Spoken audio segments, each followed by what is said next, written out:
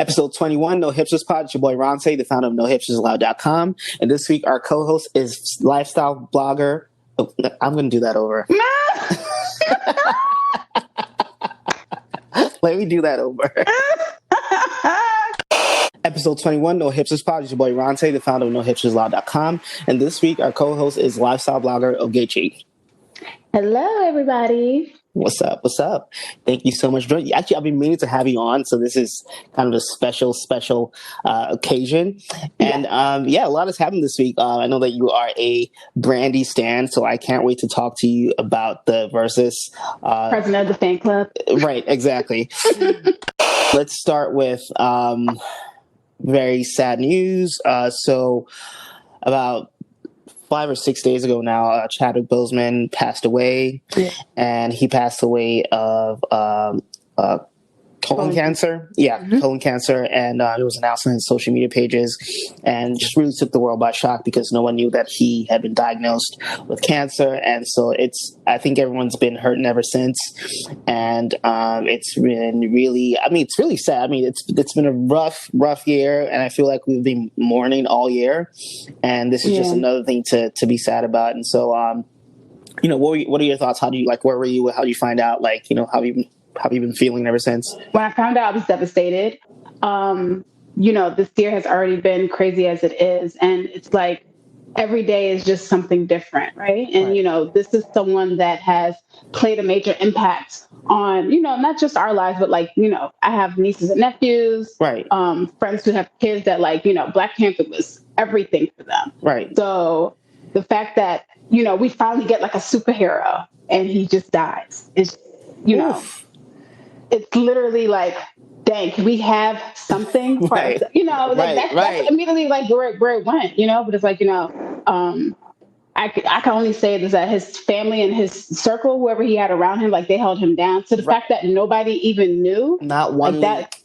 Not one leak. That just shows that, his circle was, loyal and they stayed tight to him. And it's, it's just really unfortunate. Right. Because even when he went on IG Live and looked really gone, I think that was a perfect opportunity for anyone who would leak it. So first, when the picture came out, and everybody was kind of trolling him and saying he lost so much weight, the medical side of me was like, something's not right. I automatically thought something wasn't right. But then, the fact that everyone was like, oh, he probably did it for a role. And because I know he's such a passionate, actor, he's passionate in his craft. I was like, okay, well, maybe he just, he is playing a cancer patient. Because that's really what I said. He's probably playing a cancer patient, not knowing that he had cancer the whole time. Right. But because I am in the health profession, there's been a lot of patients, a lot of people that have come in oh, I want a colonoscopy done because I want to make sure I don't have colon cancer. And, people just need to keep, colon cancer is literally the third leading cause of death amongst African Americans, men, women, everybody. So so it's up there, and it's it's hard to catch it because people have to be self-aware. You have to pay attention to yourself. Paying attention to not trying to go to TMI or whatever, but the stool, if you feel bloated, if any type of gastric issues that doesn't seem normal. It might seem normal to you, but it's something that you need to talk to your provider about. But you can't just go in and say I want a colonoscopy because number one, insurance. You can't just, just ask for that. Right. But, making sure that you still take care of yourself. One of the major risk factors is a high meat intake. So everybody that's on keto, that's definitely a high risk factor. You want to make sure that you're implementing some type of fiber in your diet as well. Really? Yeah. Huh. So, especially, as Black people, we have to really take care of ourselves. And then because a lot of people have underlying health issues such as diabetes, high blood pressure, all these other things. These are all the things you have to come up with to get a differential diagnosis. But right. It's funny. I always, because you're so stylish, I always forget that you're actually a nurse and, that this stuff. Beauty and brain. Let's talk about the Brandy versus Monica versus. What a night. What a night. I know you were I actually saw that you had a watch party with a few of your friends, which I thought was a fantastic idea. I had to. There was no way I was going to be able to hold that excitement to myself. Right. No, it was so amazing. It's actually the first time I've watched from the very beginning to the end. Mm-hmm. And I maybe actually know the second after the Babyface one, but it was just so good. And I I got all the feels. Like, I just, that is my idea of good music. Yes, and just, very nostalgic. It was amazing. And, I felt blessed after it. So yeah. How did you feel? Of course, everybody that knows me knows that I am like the biggest Brandy fan ever. I remember when Moesha first came out and I was in 4th grade, and I literally went to every lunch table. I was like, you guys have to turn into UPN at 8 p.m. so we can watch Moesha so it doesn't get cut off the air. Like, I was advocating for her back then. Oh, wow. Yeah. Even back then? Back then, I was advocating for her. Had all her CDs, had everything. Yeah. So it's funny. I almost don't want to ask you who won because I don't feel like I can get a fair answer. No, but this is okay. So, but the thing is, even though I'm a big Brandy fan, I still like Monica. I had all the Monica CDs, but right. At the end of the day, I really do feel that I feel like Brandy won. I feel like Brandy won. I feel like she came in. No, but the thing is, even I have friends that are like Monica fans, and we've literally had a discussion. Like even today, she was like, you know what? I really believe that she was like, as much as a Monica fan that I am, I'm really happy that I was able to, because I forgot so much that Brandy had so many hits. So she was like, it's literally like Brandy won. And she was like, and then also Monica's fake attitude that she came with was just so uncalled for.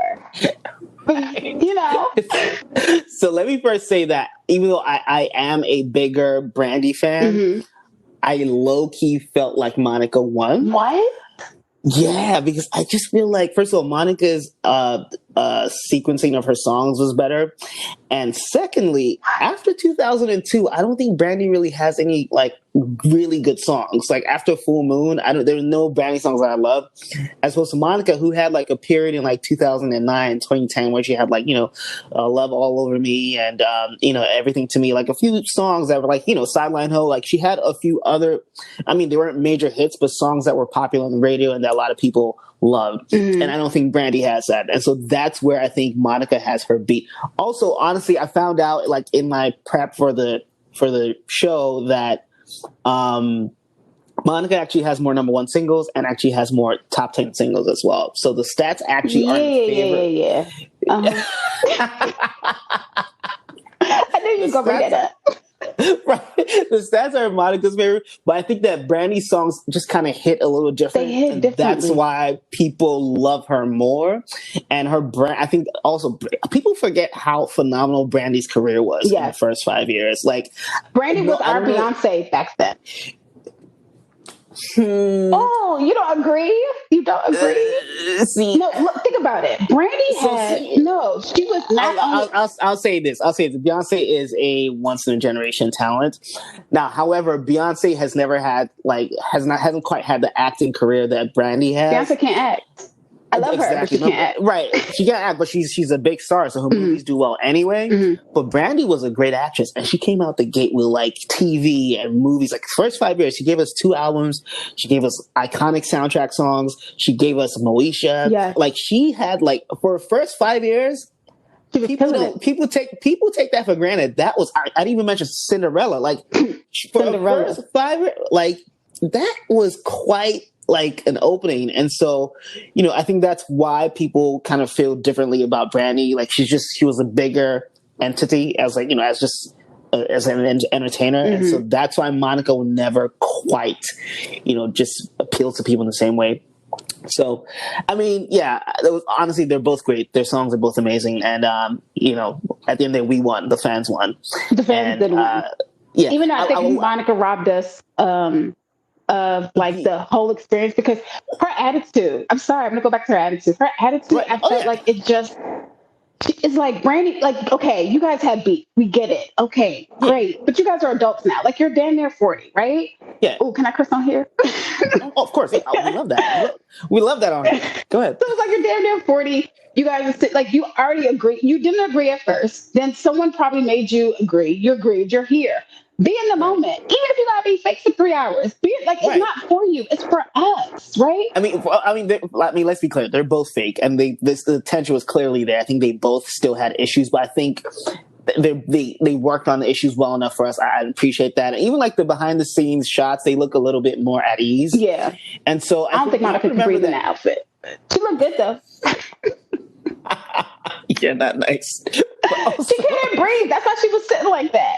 Because after the point, I was like, it's the outfit. I was like, first of all, y'all dress like it's wintertime. Like, it's the outfit. She couldn't breathe. She knows she couldn't move in that thing. So she had to maintain composure. And, I get it. But also, but I want to say, though, because think about it, these are people who've literally been compared for the last quarter century. Right. And so even though you want to do Teddy Riley versus Babyface and all these other people, they're not people who've had to deal with real life comparison in their, like, for most of their lives at this point. They were 14, 15 when this started. Yeah. And so there's just, the context was so different. And that's why I think the competition, it was just a little bit more tense because of that. And then also, Monica punched Brandy in the face, at the VMA rehearsal. People seem to forget that there was actually like a physical altercation. No, and I remember that, but you also have to remember that they came back.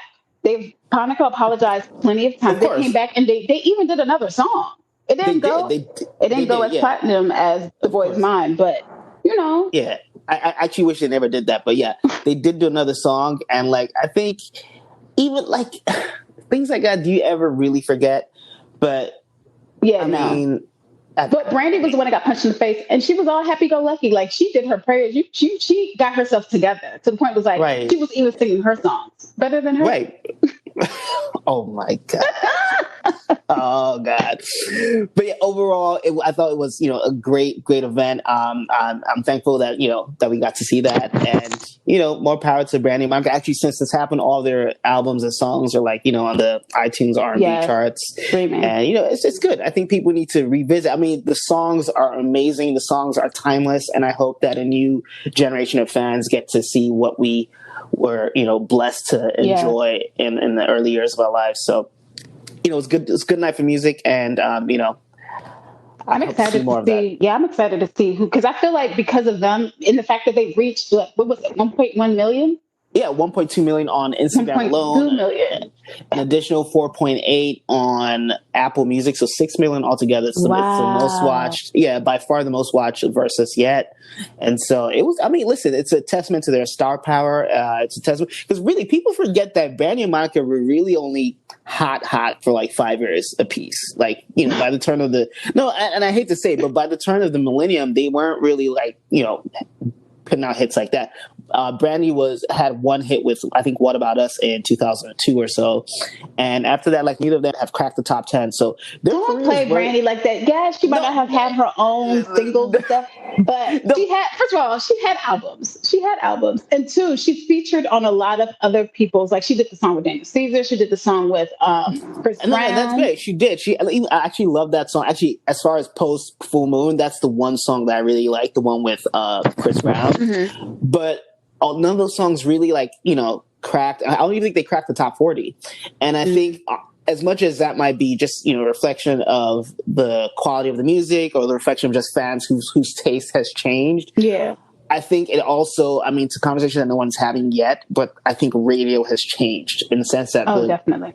Yeah, ownership at radio has consolidated, so you have fewer people getting to decide what we get to listen to. And I think R&B has suffered the most because most of those people that decide are white men and oftentimes can't really, see too far beyond like hip hop and maybe like the occasional like pop rock songs. So I don't know. That's one theory, right? But yeah, I think black female R&B artists have suffered the most because of that. Let's talk about Adele. I love Adele. I like her. Yes, I love Adele a lot. And so this week, she made news because she was seen in a Jamaican flag patterned bikini and Bantu knots to boot. And she was, I don't think everyone got this right away. She said so in the caption, but she was dressed for Notting Hill Carnival. Yeah, on Carnival. And I don't know how, I don't know, because I actually been to the Carnival. I went as a kid, but I don't know how, well Americans know, the Carnival. It's similar to what people travel to Trinidad for, right? Mm-hmm. But except this one's in London. And so, listen, there's been, accusations of cultural appropriation and yada yada, all the typical things you would expect to happen. I don't think that it looked nice on her, but I don't feel as outraged. Yeah, I'm not outraged, and I don't think it's cultural appropriation as well, because if you think about it, she was raised in London, like in the UK. Everybody listens to everything. Everybody parties together. Everyone is not like so divided as how we are in the U.S. And then also for Americans to be out here saying that it's culture appropriate. Like, do you even know that culture to say that she's doing that? Like, you don't, like, she might know more in regards to that. It's probably one of her Jamaican friends who put that on her head in the first place. But I'm thinking, like, it's just, I think that America has gotten to a place where, like, people are a little too quick to use that term. And I don't think it's always being used correctly. Like, I mean, I think there are some definitions that define it as simply doing something that belongs to another culture. And if that's the case, then we're all cultural appropriators, right? And so that's why I think we need to actually, like, you know, raise the threshold a little bit. I think cultural appropriation is when people are not only copying, but kind of erasing the originators of whatever it is they're doing. I don't think anyone will feel like, you know, Adele invented Bantu knots. And, you know, I don't know. I think people did a little too much on that one. Yeah, they're being a little extra. I think I also thought it was funny that she commented on the Brandy versus Monica. I saw that, and I was like, "She's smart. She's smart. Like, keep your name to the tabloids, girl. She's smart." But I'm ready for this next album that she's about to put out. Right, because I know she's, you know, going to... Actually, you know, if there's anything that's like... And I don't think that's really cultural appropriation as well, but I think it's where, like, people act like white R&B singers are, like, producing, like, just quality of music that's so much higher than what the black R&B singers are doing. Now, to me, that's where the cultural appropriation really is. And also, in that instance, I don't really think that it's the sin of the artist. It's more of a sin of the audience, in the sense that no matter how much an artist chooses to give credit, if a white music fan hears a song by Adele or Sam Smith and starts, you know, lauding it as so much better than anything that they've heard from any black artist, and that, to me, the erasure that's being done is by the audience member. And so people really think of cultural appropriation as just like, you know, that's just the artist doing, but I think audience plays a big part in that. Like, you know, if Bruno Mars, because Bruno Mars is a good example of someone who gives credit at every turn, every award that he accepts, he makes sure to, like, shout out a black, you know, legend or two. And people still, like, act like, oh yeah, like, you know, he's making the best music or whatever. And so, I mean, what can he do about that? Right. And so we also have to, I guess audience members have to kind of look inward and ask themselves why they always just seem to like R&B and hip hop when it's performed by white people, right? But you also have to look at it as who's their team, like who's the one that's guiding them into, you know, like, I don't know, that's a whole nother conversation. It is. But, and also, you're asking people to kind of, like, you know, kind of rid themselves of biases, and sometimes you don't know those biases are there. Like there's so many, like, white, and I'm sure you've met people like that too, where it's like, oh, they just love Eminem and they just love him so much more than every other rapper, and they can't seem to understand why. But I'm like, yo, you only like him because he's white. And, like, I tell people all the time, like, just listen to Eminem, just close your eyes, listen to this song, and just tell me how you would think of it and how much you would love it if it was, you know, performed by a black rapper. Like, so much of it is so not that good. But, you know, at this point, it's not at all. But now he's now, like, the best selling rapper of all time, right? And so, is he really? Yeah, by far. Like, no one's even close. And because, like, the way, like, you know, albums don't sell anymore, people just go by streaming. No one's ever going to catch up, right? Drake might have had a shot, but it's too late. So, yeah. Wow. Yeah, it's honestly like you would need to do, like, a whole show, because there are just so many different shades of gray when it comes to cultural appropriation and how it is perpetuated. So right, Adele did no wrong. She looked uncomfortable. I thought the photo was photoshopped. I couldn't believe it at first. What made it so bad is that she looked like she wasn't sure of herself. Like, she needed to rock that with a little bit more confidence. Yeah, I was just like, oh, girl, is that really you, or did they just paste your face on somebody else's body? Like, that's what it looked like. And also, I'm actually, like, I see that she's lost a lot of weight, and I think she just couldn't wait to, like, you know, show everyone what she was working with. But I mean, you know, I think you know, if she's going to rock Bantu knots, she has to give us a little bit more confident. Yeah, a little more. You got this, girl. Be confident. So this past week on Twitter, someone said, and I quote, that y'all give too much to Sade, and there was quite a bit of an uproar, and I mean, there are a lot of like most people were clearly like dragging this person. Even Halle Berry got into it and said, you know, you're not going to disrespect Sade, yada yada. I want to first hear what your thoughts are, and then I will offer mine. Okay, so how old was this person that made this comment? Because actually, I don't think she's that young. Actually, I thought it was like some like, you know, Gen Z person, but she's actually seemed like she's like a millennial, like one of us. Yeah, like exactly like our age group. Everybody doesn't appreciate great music, and Sade is a great performer. She literally brings you into her world and takes you on a journey. And the fact that they now sat there and basically compared her to Jhené Aiko was just like, really? What? Right. There would be no Jhené Aiko if it wasn't for Sade. So, you know what? I probably should have added yes. So she follows by saying that we give too much Sade, and then said at least Jhené gives us drama and this and that. I think that's really where she fucked up at. But honestly, let me just say that I don't think it's that controversial of an opinion. And this is not to say that Sade's music isn't like amazing and that she isn't like a good singer. Mm-hmm. But I feel like she has been the beneficiary of, at this point, 2 decades of lots of really influential people citing her as an influence, right? Mm-hmm. Or at least people like just saying, oh yeah, like I love Sade. And so I think it's become a thing.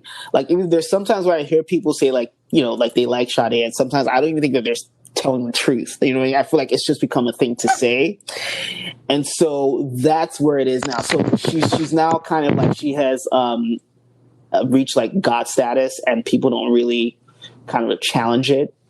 But I think that she's just a wee bit overrated. And like I said, before anyone gets mad, because I know people are going to get mad. Before anyone gets mad at me, I'm not saying that she can't sing or that the music isn't amazing. I just feel like I said, she's essentially the Black Bob Dylan, where it's like, you know, she hasn't sold like that many records. Like she has like a relatively moderate commercial success, but just it's a lot. She has a ton of critical acclaim, and so people just like, you know, treat her as, you know, untouchable. But the fact of the matter is that I don't think I think a lot of people just believe it's conventional wisdom to love Sade, and they don't really love her that much, is what I'm trying to say. Who else do you think is in that category? Quite a few, actually. I think Donald Glover's in that category. I think Frank Ocean is in that category. I think, let me think.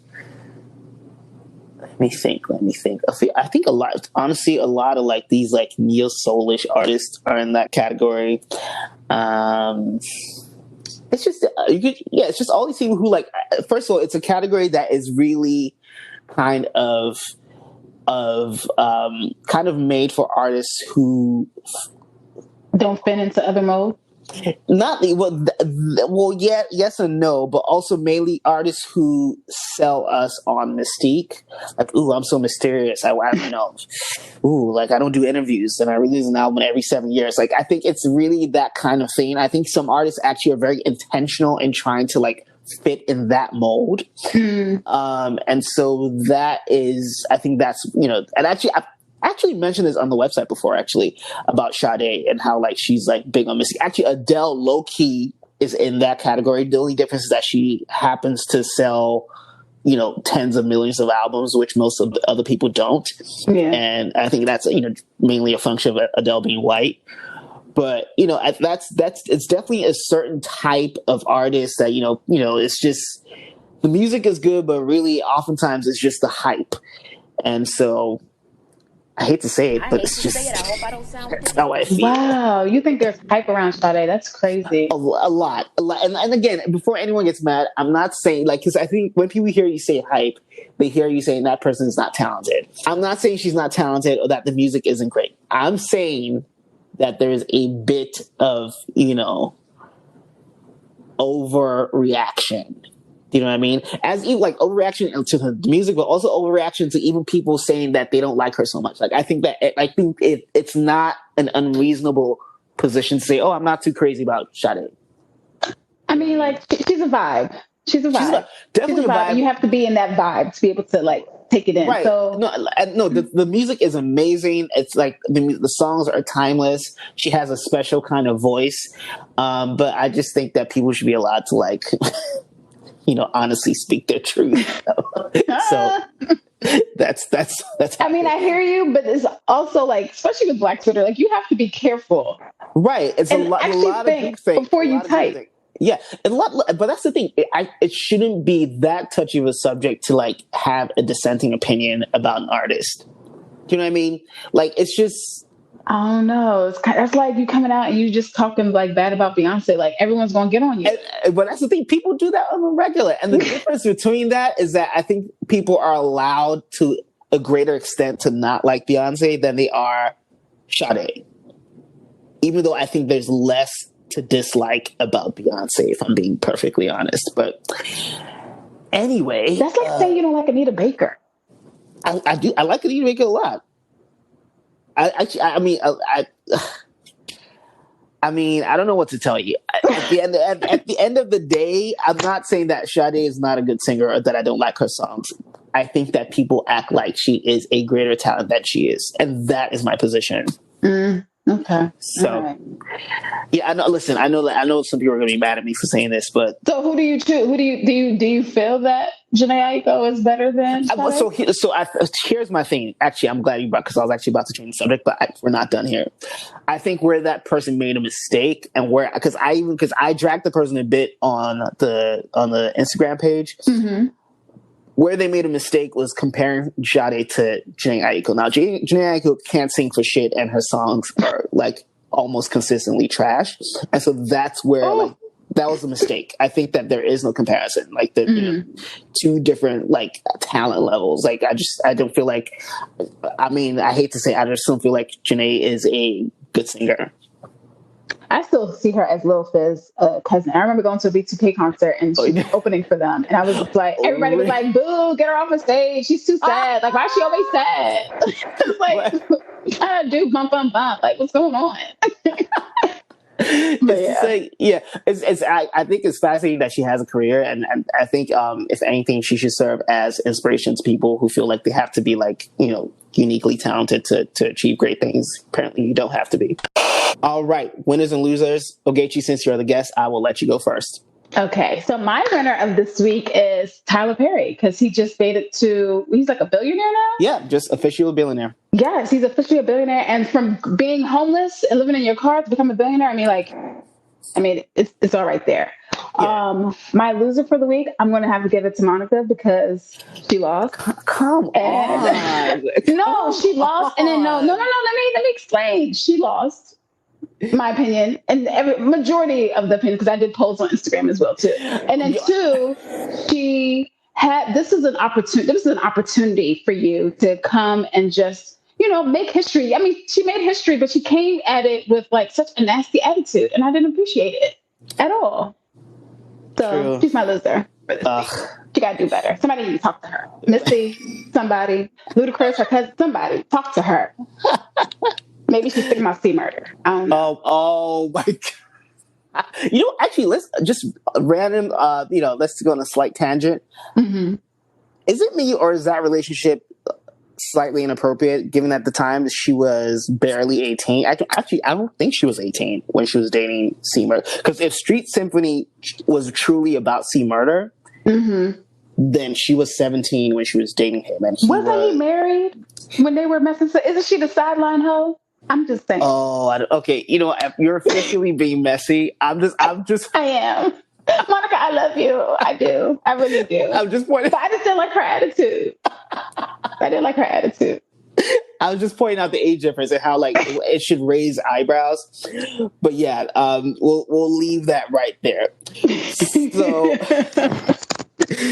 So actually, my winner of the week, winners actually, Brandy and Monica. I think they did something amazing. I think they blessed us with just a moment and give us reasons to smile at a time where it's so many reasons to be sad. And so I really, really, really appreciated that. And my winner is second winner, Khalees. She announced she was pregnant. I saw that. Yeah. Don't she have like farms and stuff? I saw that. I just know she had a photo shoot in a like Right, she did. It was like in like a little garden situation. She doesn't say, I mean, not that she has to, but she doesn't say who, like, the father is. And so, yeah, happy for her. And also, Niecy Nash got married and also... I saw that. Married and also came out the closet. So, like, she... Right, at the same damn time. I was like, go ahead, girl. Like, I mean, out of nowhere, she gives us a double whammy, so that was special. She looked happy. I'm happy for her. No, yeah, she looked really happy, so... And then my loser, damn, I actually don't have a loser. I thought I would have one. I thought one would come to me during the show. I will say that my loser is Monica. Oh my God. I'm joking. Go ahead. My loser is just 2020 for just stealing our joy at every turn. Actually, you know what? My loser is Kyle Rittenhouse, the weirdo who drove to Kenosha to look for trouble and ended up killing two protesters and injuring a third, and his weird ass mama who signed him up for like a make believe police academy when he was a teenager, right, and like gives him like guns even though he's a minor. So yeah, actually, you know what? Those are my losers of this week. I think they are weird. I think they are just frightening. And I always just hope that you never cross paths with people like that, because that's just the amount of evil. There's a lot of troubled people in this world. Yeah, a lot of troubled people and just a lot of hateful people. So those are definitely my losers. Actually, and I have to really give a second, loser spot to No Name. She tried to use a dead South African, not dead, I think he's missing. Actually, you know what? He was dead. So he was a 16-year-old South African named Nathaniel Julius, and he had Down syndrome, and he was shot and killed by the police for like eating a cookie. And something happened. It just ended up being like a situation where he ends up being accused of gang activity, and then they kill him, right? So people are, I guess she feels like, the crusader for the diaspora. And so she retweets one of the tweets about the incident and goes, "Hey, Disney, if Black is king, you boost this." Right.